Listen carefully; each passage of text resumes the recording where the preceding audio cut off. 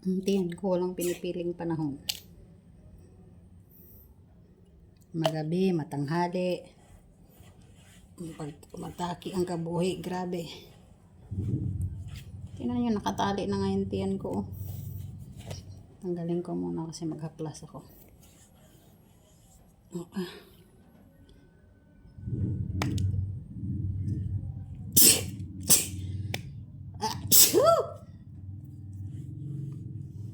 Ganito ako pag nagkape. Kahit tanghalin tapat, sisikmurain ako.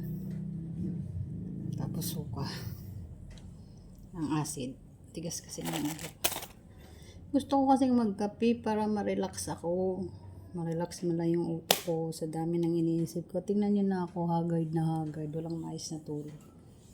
Pero, nangyayari, imbis na ma-relax yung utak ko, lalo pang mapapasama yung katawan ko. Kasi habang sumisip-sip ako ng kape at nag-iisip, pagkatapos nun, sikmura naman ang mga kalaban ko. Ayan, nagkape ako kanina eh.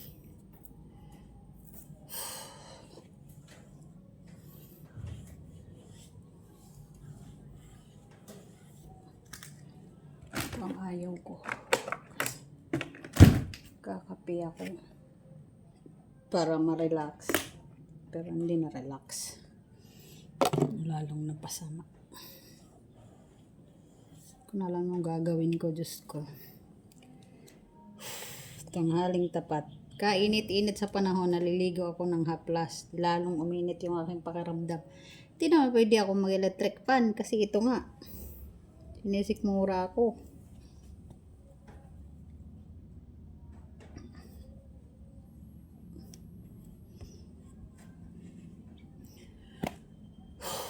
Hirap ng aking mata ko. Basa pa din ang buhok ko.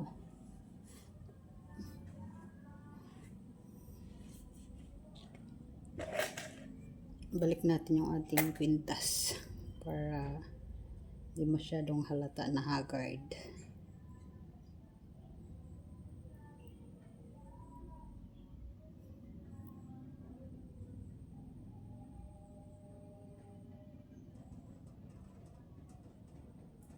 Aray ko, hindi na nga makapag-shoot.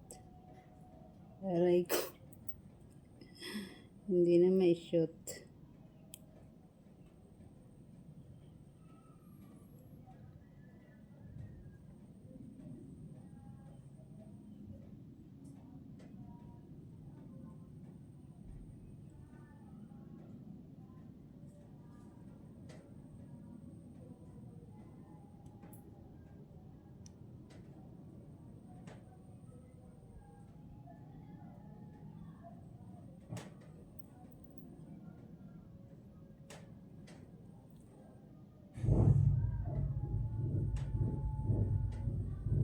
Ala, hindi ko ma-shoot.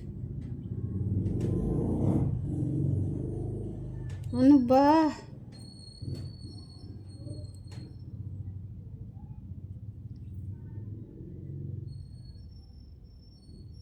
Yun.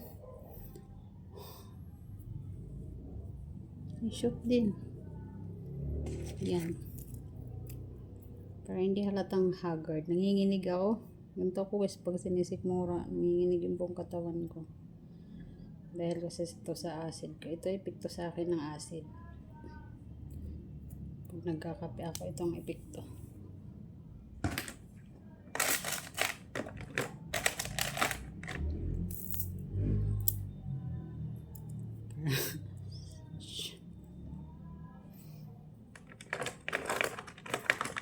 Para hindi halata. Tapos partner natin itong kamay ni Jesus. Tagal na itong kamay ni Jesus. Itim. Itim. Tsaka ito.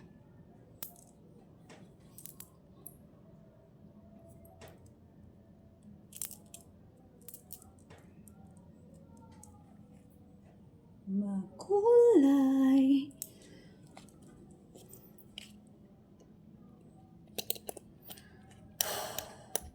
Hirap ng aking kalagayan. Diyos ko Lord.